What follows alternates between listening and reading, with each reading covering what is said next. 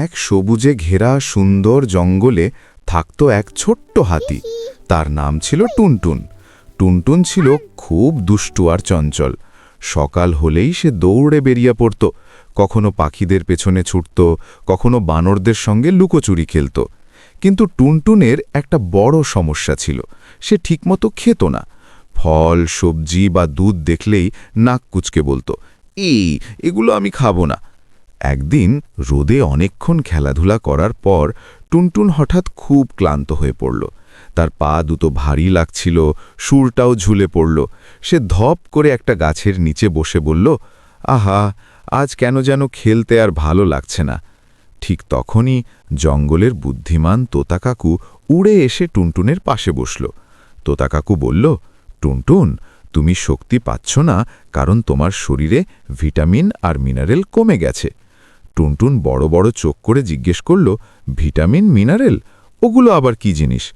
তোতা কাকু কিছু বলার আগেই হঠাৎ আকাশ থেকে টুপ করে পড়ল একটা চকচকে রঙিন মাল্টিভিটামিন ট্যাবলেট। ট্যাবলেটটা মিষ্টি গলায় বলল, হ্যালো টুনটুন, আমি তোমার সুপার ভিটামিন বন্ধু। তখন ট্যাবলেটের ভেতর থেকে বেরিয়ে এলো ছোট ছোট রঙিন চরিত্র। ভিটামিন এ বলল, আমি তোমার চোখ ভালো রাখব। ভিটামিন বি বলল, আমি তোমাকে সারা দিন এনার্জি দেব। ভিটামিন সি বলল, আমি তোমাকে ঠান্ডা কাশি থেকে বাঁচাবো।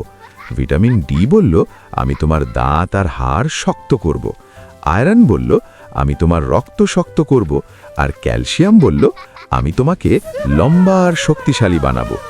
টুনটুন খুশিতে লাফিয়ে উঠে বলল, ও, তোমরা সবাই এত ভালো, তাহলে আজ থেকে আমি ঠিক মতো খাবো আর তোমাদের বন্ধু হব।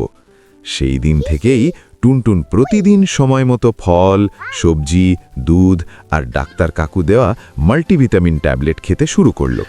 ধীরে ধীরে তার শরীর শক্ত হয়ে উঠল। সে আগের চেয়ে বেশি দৌড়াতে পারল, বেশি খেলতে পারল। কয়েকদিন পর জঙ্গলের সবাই অবাক হয়ে দেখল টুনটুন কতটা চনমনে আর শক্তিশালী হয়ে গেছে। বানর, খরগোশ আর হরিণ সবাই তাকে ডাকতে লাগল সুপার হাতি টুনটুন।